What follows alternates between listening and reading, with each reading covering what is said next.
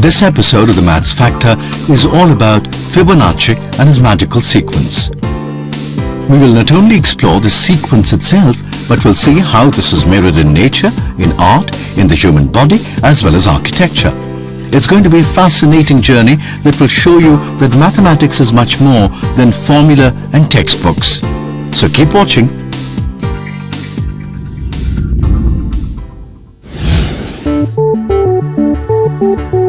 Now back to Abir and the story of the lonely and chalk. Now as the rabbit family expands in Fibonacci's field, here are some simple rules that we need to keep in mind. We start off with one male rabbit and one female rabbit, in this case lonely and chalk. They will reach sexual maturity after 1 month. The gestation or pregnancy period of a rabbit is 1 month. And then the female rabbit will give birth every month to one male rabbit and one female rabbit. And rabbits never die, because this is math. So how will Lonely and Chalk's family grow through their first year together? Through January, it's just the two of them. In February, Chalk is pregnant, but we still have only one pair. By March, Chalk has a babies, one boy and one girl. So there is another pair of rabbits. For clarity, let's call this pair AB, making 2 pairs in all. In April, Chalk has another set of babies since she can have babies every month.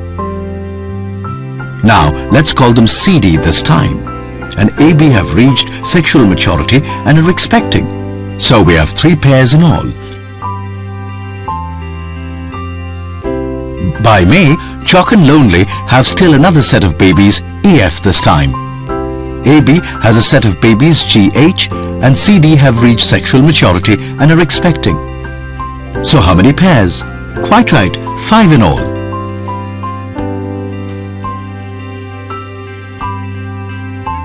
What happens in June? Lonely and Chalk produce IJ, AB produce KL, CD produce MN, and EF and GH are expecting. How many does that make? 8 in all.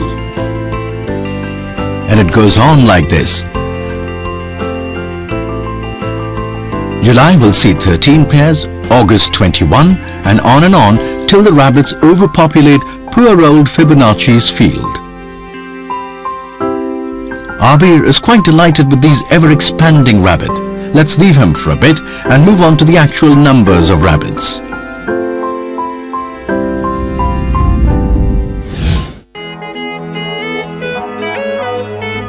Let's look at the sequence a little more in detail. If we list out the numbers, there is a pattern, isn't there? Each number is the sum of the earlier 2. 1 plus 1 is equal to 2, 2 plus 1 is equal to 3, 3 plus 2 is equal to 5, 5 plus 3 is equal to 8, and so on. This string of numbers is known as Fibonacci Sequence after the man who wrote about it. Now Fibonacci's name was actually Leonardo of Pisa. He was Italian and lived in the 12th century. Through his youth, he traveled through Algeria, Egypt, Syria, Greece, Sicily, and Provence.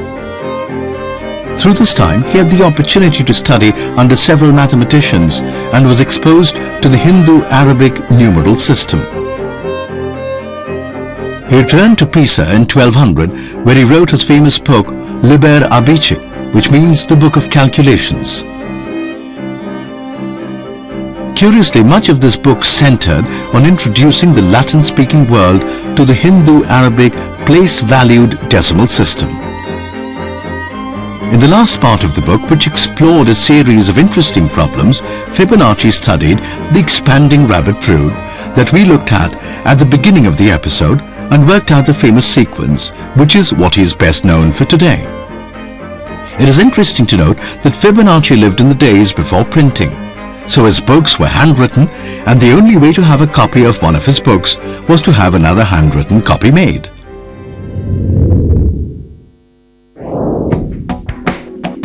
Back to his sequence. Let's look at it once again. Now there seems to be enormous resonance with Fibonacci's numbers and patterns in nature.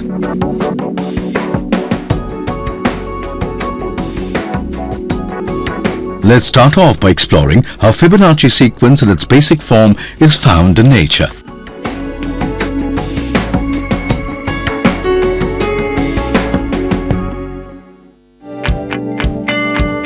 For that, we need to meet up with young Yukta, who is busy doodling flowers and trees in a workbook instead of studying for a math paper. Her enterprising mother decides to expose her to mathematics and nature instead of reading her a lecture. She pulls out a book and shows her a series of flowers. A pansy, which has 5 petals. A larkspur, which has 8 petals.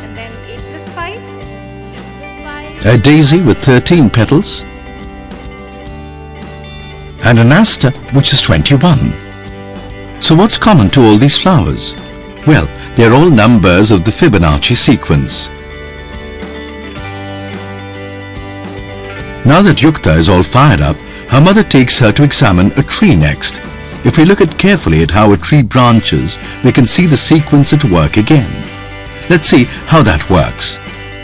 A main trunk will grow till it produces a branch. Then one of the new stems will branch in 2, while the other one lies dormant, leading to 3 branches. Then the first 2 branch into 2, while the third lies dormant, leading to 5 branches. The pattern is repeated for each of the new stems, and if we study the number of the branches as the tree grows, we get the Fibonacci sequence. We're going to take a short break. But when we are back, we'll explore how this sequence connects to the golden rectangle and golden ratio, and how these connect to the human body, animals, and great works of art and architecture. All this and much more on the Maths Factor. On the show this week, we have a very special personality. He's the 11th President of India, Professor APJ Abdul Kalam. Is India really heading in the right direction as far as its growth story is concerned? Our parliament should work for that more time on development politics. Innovation and learning always go together, but this is not happening in India. In national policy we need how much we should commit for innovation. When this Anna Hazare movement was on, that this kind of a revolution is needed, but do you really think that that revolution was a kind of a watershed moment for Indian politics? Greatest movement should come to this country is definition change of the politics. Watch To The Point with the Missile Man of India, APJ Abdul Kalam, only on Rajya Sabha television. इस अंक में राज्यसभा की team आ पहुंची है भारत-पाकिस्तान सरहद पर। रात को फायरिंग शुरू कर देता है, जिसकी वजह से सिविलियन गांव को भी टारगेट करता है और हमारी बीओपी को भी टारगेट करता है। फिर मजबूरन हमको रिटेलिएट करना पड़ता है। अगर लड़ाई करनी हो तो सीधे तरीके से लड़ाई करें। बॉर्डर पे कोई नहीं रहना चाहता है। पिछले 6 महीने में 2 बार हमारे पास हैवी शेलिंग हुई है।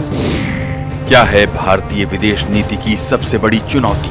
देखिए हमारी स्पेशल रिपोर्ट सरहद के शिकार में, बुधवार रात 10:30 बजे, सिर्फ राज्यसभा टीवी पर। Back on the Maths Factor, we're exploring the fascinating ramifications of the Fibonacci sequence. In case you tuned in late, it's quite elementary. Each number here is just the sum of the last 2. Now we're going to take a look at a couple of related concepts which all stem from Fibonacci's sequence and have interesting ramifications. We are starting off with a team of children all holding squares. They are going to actually build a live model of what is known as the golden rectangle. Each is carrying a square that has a side that corresponds to a number in the Fibonacci sequence. Our youngest team member comes in to lay a 1x1 square on the lawn. The next square, which is also 1x1, is laid alongside. This forms a rectangle which is 2x1. Next up, we have a 2x2 square. We lay this on the longer side. This results in a 3x2 rectangle. We then add a 3x3 square on the longer side, resulting in a 5x3 rectangle. We then add a 5x5 square on the longer side, resulting in an 8x5 rectangle. And last up is an 8x8 square, creating a 13x8 rectangle. Now all these rectangles are known as golden rectangles. Their sides are consecutive numbers from the Fibonacci sequence.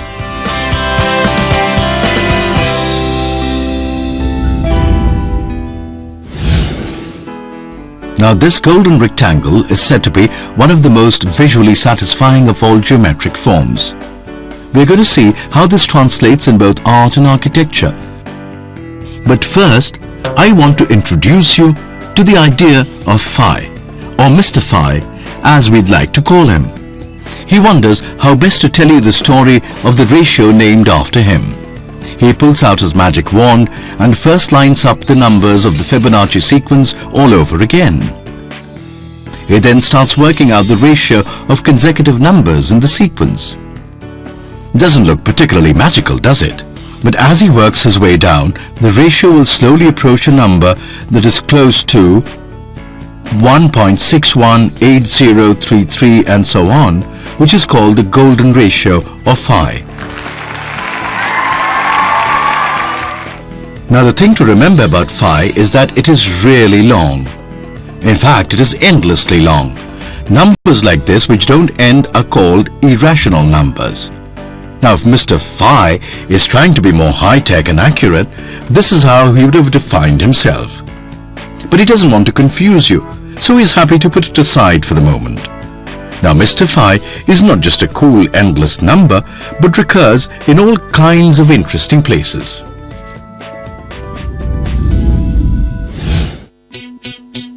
First off, let's look at the dolphin. If we stop one of the dolphins for a minute and measure the distance from the head to the navel and the navel to the tail, we will get two consecutive Fibonacci numbers, which means the ratio of the two is Mr. Phi. Honeybees follow Fibonacci in even more interesting ways. In a colony of bees, there are always more females than males. The ratio of females to male is usually very close to Phi. If you look at the bee family trees, another interesting pattern will surface. Males have one parent, a female, whereas females have two, a female and male. Thus, when it comes to the family tree, males have 2, 3, 5 and 8 grandparents, great-grandparents, great-great-grandparents and great-great-great-great-grandparents respectively. Following the same pattern, females have 2, 3, 5, 8 and so on.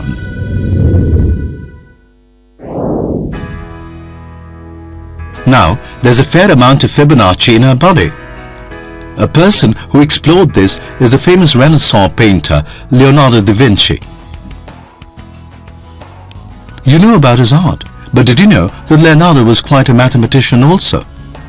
Let's look at one of his famous pieces of work, The Vitruvian Man, which is Leonardo's study of the proportions of man. You must have seen it somewhere, but have you ever wondered what all those lines are about? Well, these lines connect with the golden rectangles. In fact, there are 3 distinct sets. One for the head area, one for the torso, and one for the legs. Let's start with the head. If we draw a rectangle whose base goes along the man's neck from shoulder to shoulder, the top of the rectangle should meet the top of the man's head. This creates the first golden rectangle. Inscribe a square in the left side of the rectangle, creating a smaller golden rectangle on the right side of the man's head. Then do the same with the right side of the original rectangle, creating a long thin rectangle that runs vertically through the center of the man's head.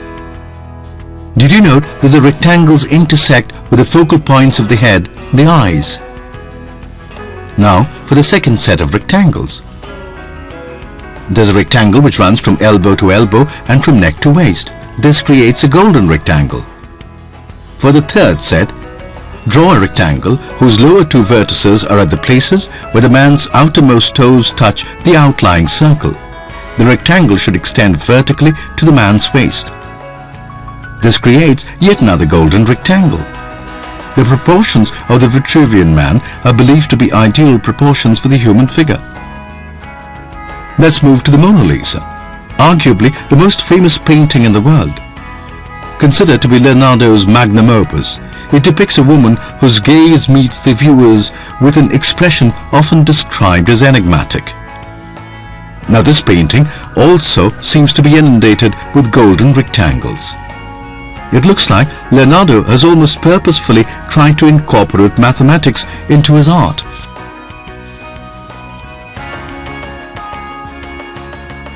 We are ready to take a breather right now, but after the break we'll plunge into the world of Le Corbusier and see how architecture connects to this sequence.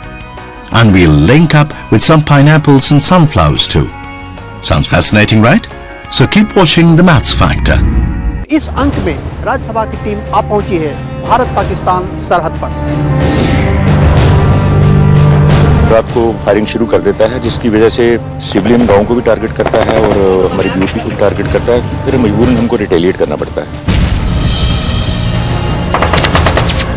अगर लड़ाई करनी हो तो सीधे तरीके से लड़ाई करें। बॉर्डर पे कोई नहीं रहना चाहता है। पिछले 6 महीने में 2 बार हमारे पास हैवी शेलिंग हुई है। क्या है भारतीय विदेश नीति की सबसे बड़ी चुनौती?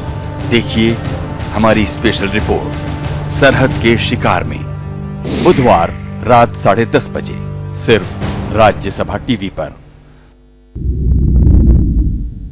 Back on the Maths Factor, we're exploring Fibonacci and his wondrous sequence. Our explorations take us to the city of Chandigarh, the capital of Punjab and Haryana, where we will explore the work of a famous architect who deeply believed in the golden ratio. We are talking about none other than the famous Swiss-French architect and painter Le Corbusier. Seema Bhalla, an art historian and Corbusier expert, wanders through the Le Corbusier Center.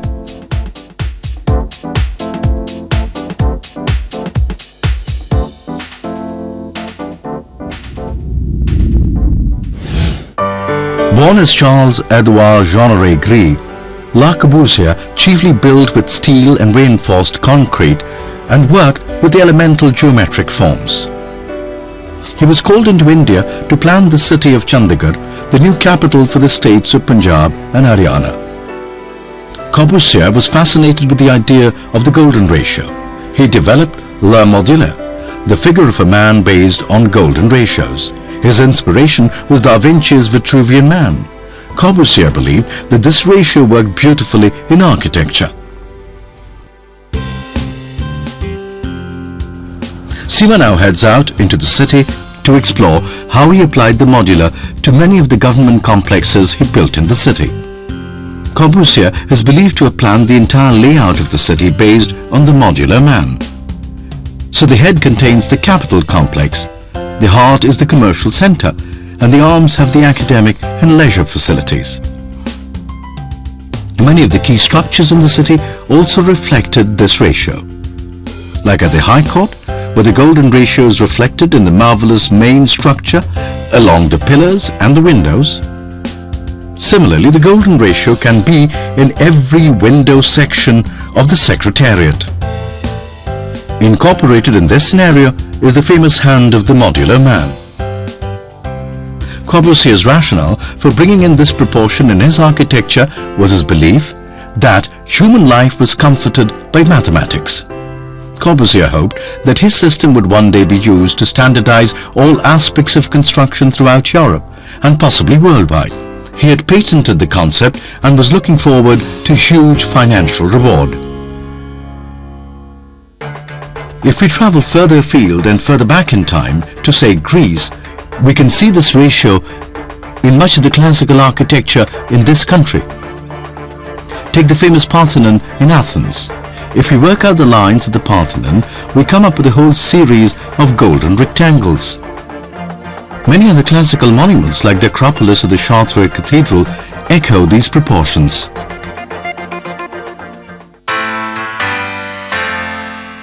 Now, we are going to explore what is called the Fibonacci Spiral. But how does this spiral connect with a mathematical sequence? Well, Akanksha has decided to try and figure out how a Fibonacci spiral forms from the Fibonacci rectangle. She picks up a compass and moves towards a panel containing the rectangles.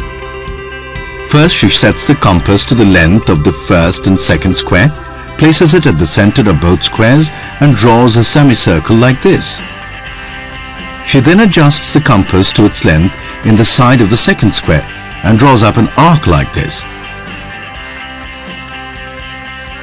She then continues drawing arcs until all the squares each have the curving spiral through them. And voila! Akanksha has a Fibonacci spiral. Now this spiral is seen in nature in shells like this nautilus shell. It is even seen in the cochlea of a ear.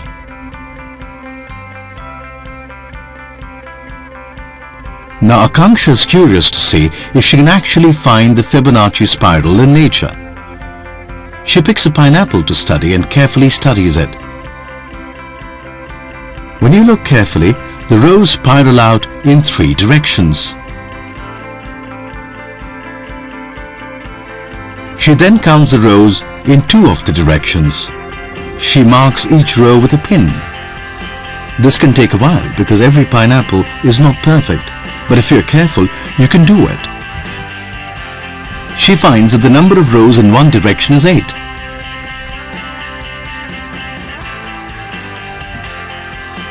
The number of rows in the second direction is 13. And these are consecutive Fibonacci numbers. Interesting, right? It's similar in a sunflower. The seeds form a spiraling pattern. If we count the number of spirals in each direction, they'll be neighboring Fibonacci numbers. We can see similar patterns in pine cones, cacti, and some aloe vera.